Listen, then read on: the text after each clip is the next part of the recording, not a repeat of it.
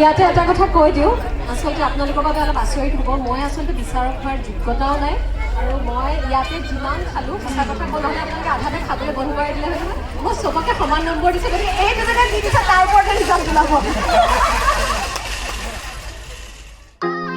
Hello my dear friends and welcome back to my YouTube channel. আজি লৈ আহিছোঁ আপোনালোকক এখন বিশেষ ভোগালী মেলালৈ। দীঘলী পুখুৰীৰ পাৰত অৱস্থিত সেই ভোগালী মেলাখনত আপোনালোকক দেখুৱাব বিচাৰিম বিভিন্ন ধৰণৰ থলুৱা সাজ পোছাকৰ লগতে বিভিন্ন ধৰণৰ খাদ্য সামগ্ৰী। তো বলকচোন ভিতৰলৈ সোমাই চাওঁ। ইয়াতে দেখিবলৈ পাইছে আপোনালোকে বিভিন্ন জেগাৰ পৰা মানুহে নিজৰ নিজৰ থলুৱা খাদ্য সম্ভাৰবোৰ লৈ আহিছে।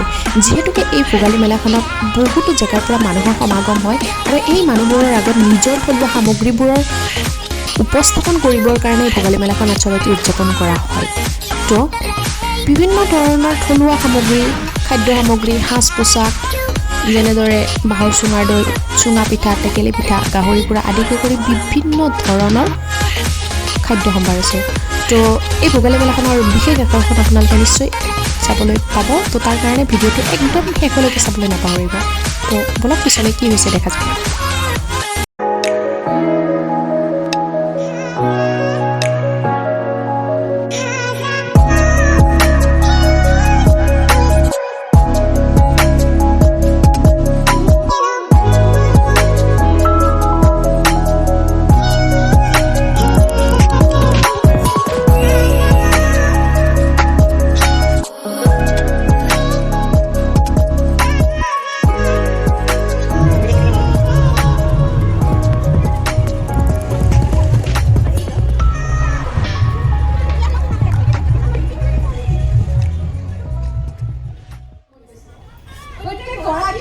জয়ী হৈছে কাৰণ আপোনালোকে ইয়ালৈ আহিছে, আমাৰ থলুৱাসকলে আহিছে।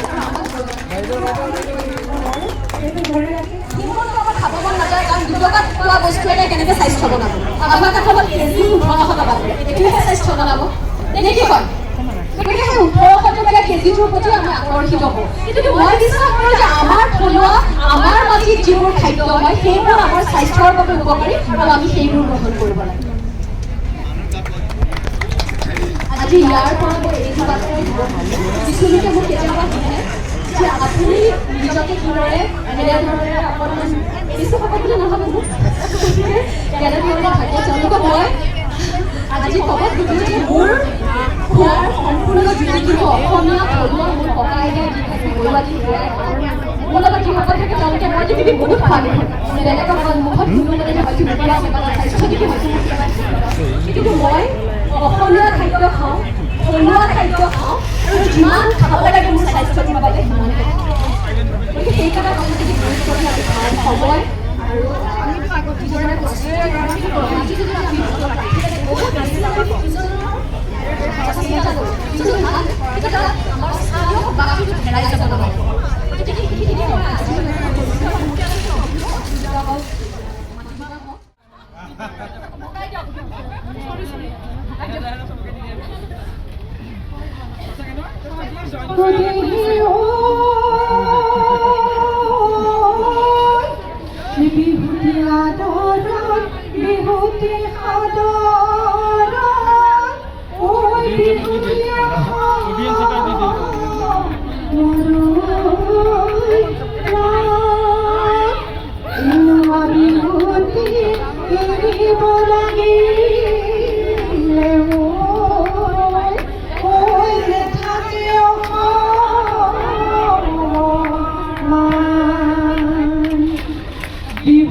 অসমীয়াৰ গৌৰৱ, বিহু অসমীয়াৰ চিনাকি, বিহু অসমীয়াৰ প্ৰাণ।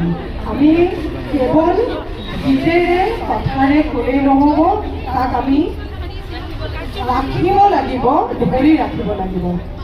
আজি ভোগালী বিহুৰ প্ৰাকখনত নিউজ লাইফে এই যিটো অনুষ্ঠান ইয়াত পিঠা বনাৰ প্ৰতিযোগিতা অনুষ্ঠিত কৰিছে, খুব ভাল লাগিছে। এই চবতে ধন্যবাদ জনাইছোঁ সমূহ নিউজ লাইভৰ সমূহ কৰ্মকৰ্তালৈ মোৰ ফালৰ পৰা, আমাৰ বিচাৰকৰ ফালৰ পৰা। আৰু আজি এই প্ৰতিযোগিতাখনত অংশগ্ৰহণ কৰিবলৈ পাই এগৰাকী বিচাৰক হিচাপে মই নিজকে আনন্দিত গৌৰৱবোধ কৰিছোঁ। তাৰ কাৰণে ধন্যবাদ জনাইছোঁ মই। আৰু সকলো এগৰাকীতকৈ এগৰাকী কিন্তু ওপৰত। আমাৰ তিনিওগৰাকী বিচাৰকৰে বৰ অসুবিধা হৈছে আচলতে এই প্ৰতিযোগিতাখনে কাকনো নম্বৰ দিওঁ কাক নিদিওঁ ধৰিব পৰা নাই। গতিকে আচলতে কোন জিকিলে কোন হাৰিলে এইটো কোনো ডাঙৰ কথা নহয়।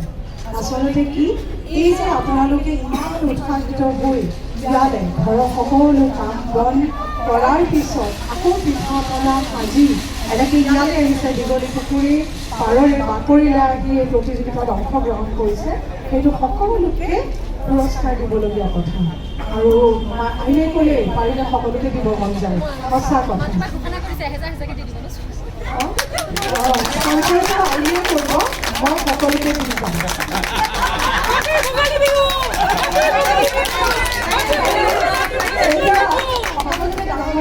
আমি এটা কথা কওঁ, আমি অসমীয়া বুলি গৌৰৱ কৰোঁ। এতিয়া যে আমি চালু পিঠা পনাখিনি গোটেই পুৰণা যি পুৰণি পিঠা আমি পিঠা বুলি ক'লে সাধাৰণতে পেৰি পিঠা, নাৰিকলৰ লাড়ু এনেকৈ যিখিনি পিঠা নিচিনা সেই পিঠাখিনিৰ উপৰিও আজি বিভিন্ন ধৰণৰ আমি পিঠা বনাই দেখিছোঁ নহয় জানো। আৰু ইয়াত ৰহন চৰাবলৈ চেষ্টা কৰিছে, তাত সফলো হৈছে। কিন্তু সেইটো হৈছে আমি সকলোখিনি কৰিব পাৰোঁ, সকলোকে আমি ল'ব পাৰোঁ, কিন্তু নিজস্ব বৈশিষ্ট্য ধৰি ৰাখি নিজস্ব বৈশিষ্ট্য কেতিয়াও আমি এৰি দিব নোৱাৰোঁ। সেইটো ধৰি ৰাখি আমি এতিয়া যিহেতু পৰিৱৰ্তনৰ যুগ, গতিকে আমি পৰিৱৰ্তন আমি বুজিব লাগিব নহয় জানো। কিন্তু নিজক কিন্তু এৰি দিব নোৱাৰোঁ দেই।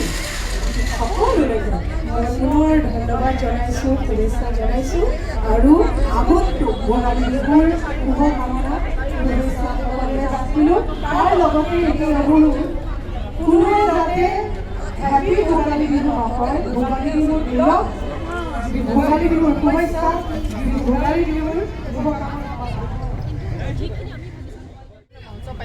থলুৱা অকল আমাৰ সকলোৱে অৰ্গেনিক ভেজিটেবলছ আদি কৰি পিঠা পনা সকলোৱে এখন উপস্থাপন কৰিব পাৰিছে।